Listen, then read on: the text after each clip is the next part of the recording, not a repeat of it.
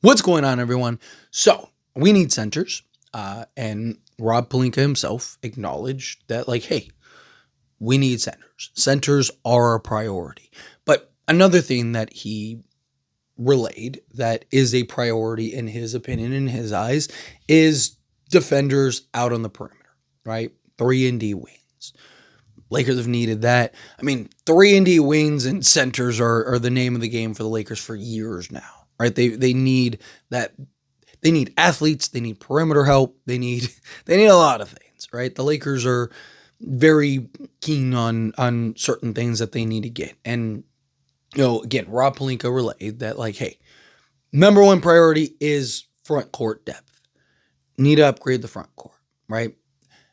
Second, we need to get some defenders out on the perimeter, right? Now, obviously, we all see it, right? Obviously, we all know just watching these games, like, all right, we clearly need center depth and we clearly need perimeter depth, right?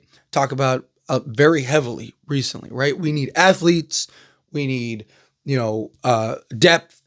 We need legit two-way guys. We need, in my opinion, two centers, right? I think you need that starting caliber kind of skilled center, and then you need that backup center, right?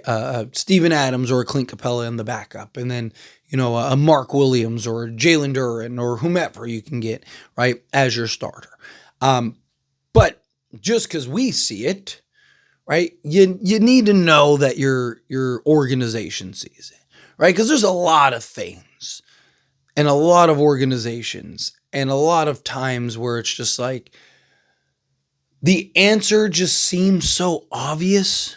The answer seems just like incredibly like in your face. And yet these organizations seem to not notice, right? Like you've seen it numerous times. Not so much with the Lakers recently. I mean, well, I guess you could argue with the Lakers because, Rob Pelinka's failure to actually go get a center over the last few years. But, like teams that immediately come to mind are like Sacramento. It's like you were, the 3 seed? Looking like the hottest young team in the NBA. Looking like a team that like is going to be around for a while. And now you've traded your star player because you just made a disaster of a decision when it was like incredibly obvious what you needed as a team, what you needed it's like you just need 3-and-D guys.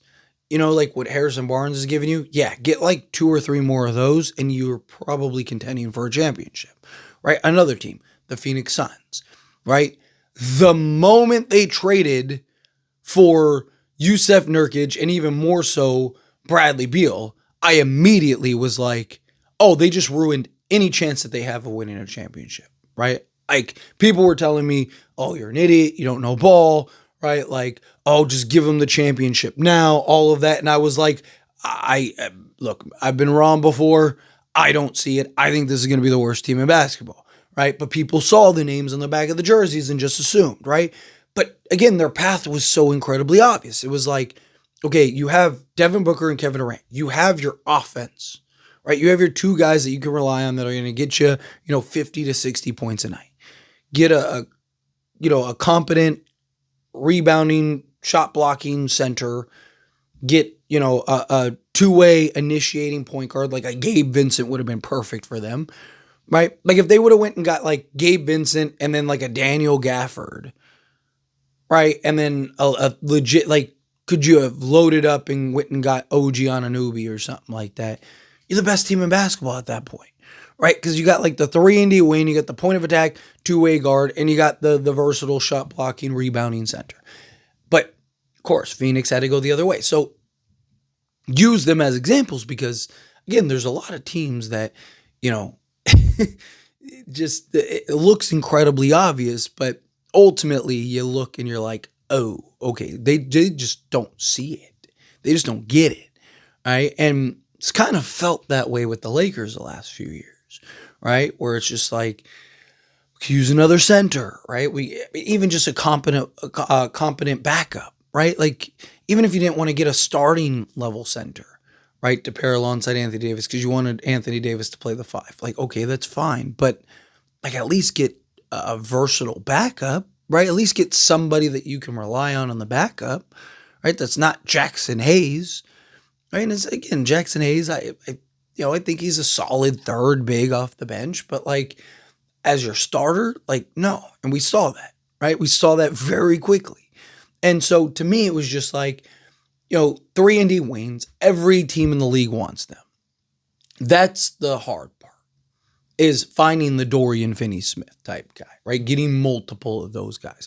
Because again, every team in the league wants those guys. Every team in the league needs those guys. You can never have too much. There's no such thing as an abundance of 3-and-D wings, right? Especially in today's NBA. So if you're the Lakers, right, you got to address the center position immediately, right? In my opinion, that's priority numero uno. You do that, you get that done, stat, right? Then I think from there, get your starting center.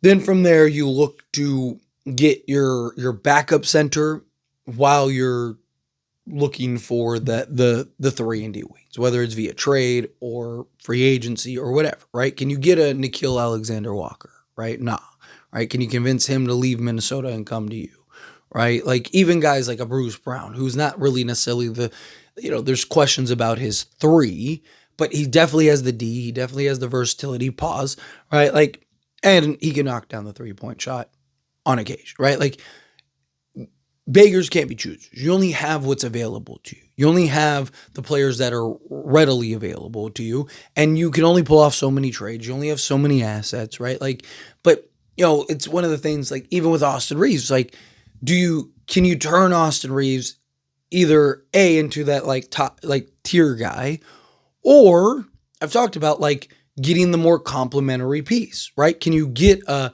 Jalen Suggs?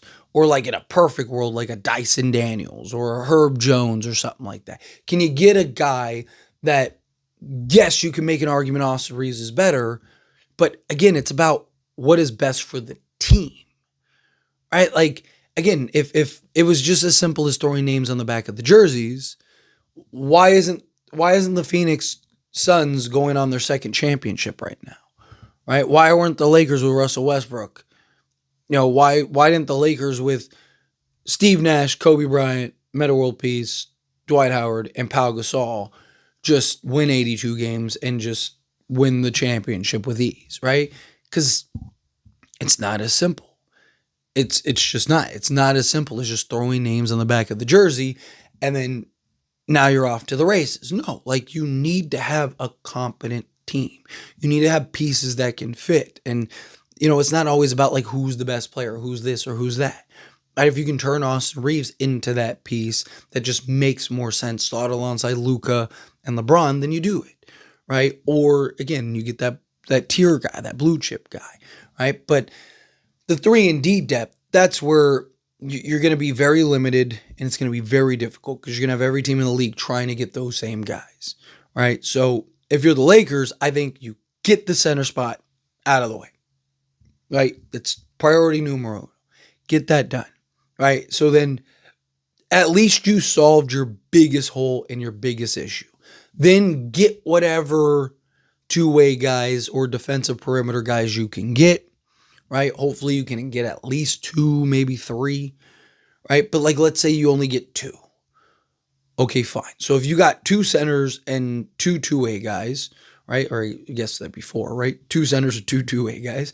Math is hard, right? Then, from there, you can get into the regular season, go through the motions, and then wait till the trade deadline and see what develops, see what is available, right? There might be a guy or two that wasn't available in the offseason that now is available.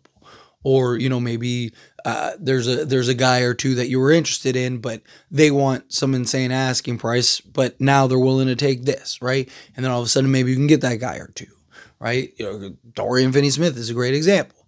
There was, he was going for a first and then Memphis looks like they're about to get him. And then you look up and it's like, wait. The Lakers just got Dorian Finney-Smith. How did that happen?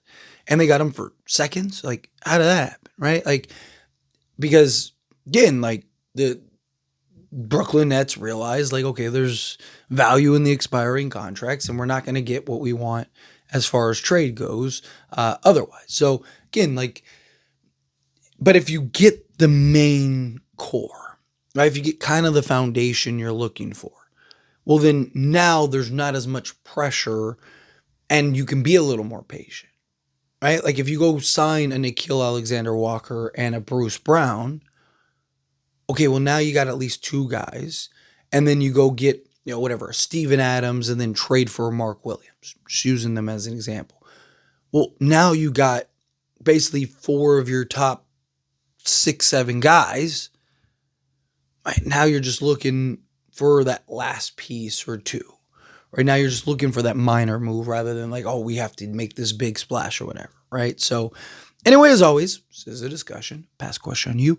Let me know your thoughts and opinions down in the comments below. What do you think? How do you feel? What are your thoughts? Do you agree with me? Disagree with me? Kind of mixed in the middle.